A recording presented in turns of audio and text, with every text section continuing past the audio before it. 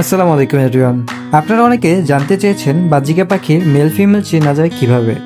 তো চলেন দেখা যাক বেশি কথা না বলে। আমার এই খাঁচায় যেগুলো দেখছেন সবই 2 মাসের পাখি।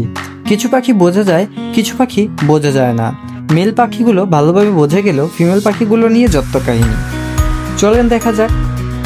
আমার হাতে যে পাখিটা দেখছেন এটা একটা ফিমেল।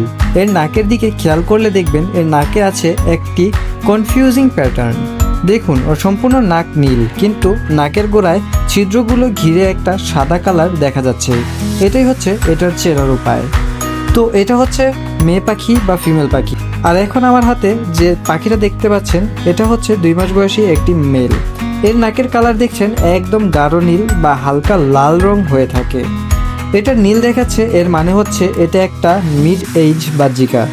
এখন হয়তো আপনাদের কনফিউশন দূর হয়ে গেছে। এখন চলুন দেখা যাক আমার পাখির আপডেট। আমি পাখি এখানে পালতে পারবো না, আমার এখানে পাখি পালা হবে না, কারণ পাখি পালতে ধৈর্য, জায়গা, ডেডিকেশন আর কেয়ারের প্রয়োজন, যার মধ্যে একটাও আমার এখন নেই। আমি পাখির শর্ট আপডেট আজ দিয়ে যাব। আমার প্রথম জোড়া বাজিকা 3টা বাচ্চা দিয়েছে, দ্বিতীয় জোড়া বাজিকা 3টা ডিম দিয়েছে। তার মধ্যে 10 বছরের এক্সপিরিয়েন্সে আমি বলতে পারি যে 3টা থেকে 3টা বাচ্চাই বের হবে। নেক্সট আসি মিস্টার চোরয়ের বিষয়ে। সে আলহামদুলিল্লাহ অনেক বড় হয়ে গেছে।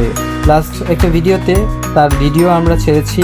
আপনারা যারা দেখতে চান সবাই অবশ্যই শর্টসগুলো দেখবেন, আমার চ্যানেল সাবস্ক্রাইব করবেন অ্যান্ড বেল আইকনগুলো ক্লিক করে রাখবেন যেন আমার সবগুলো ভিডিও আপনারা সবার আগে দেখতে পারেন।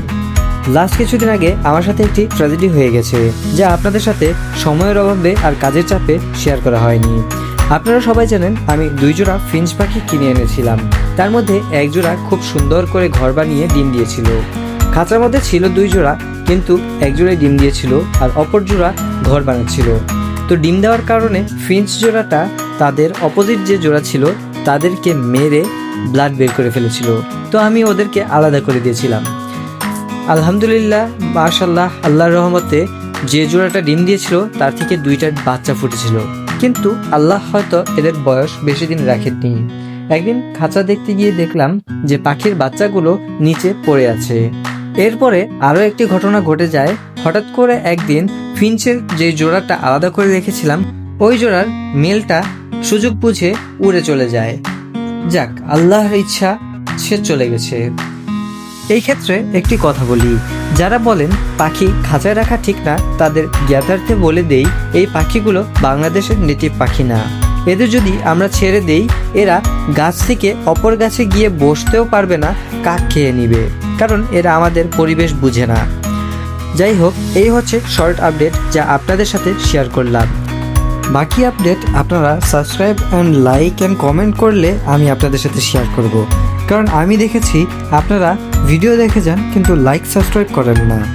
তো আপনাদের কাছে রিকোয়েস্ট থাকবে, যদি ভালো কোনো আপডেট, ভালো কোনো নিউজ শুনতে চান আর পাখি সম্পর্কে টিপস অ্যান্ড ট্রিক্স জানতে চান তাহলে আমার চ্যানেলটি সাবস্ক্রাইব করে রাখুন। ধন্যবাদ। আসসালামু আলাইকুম।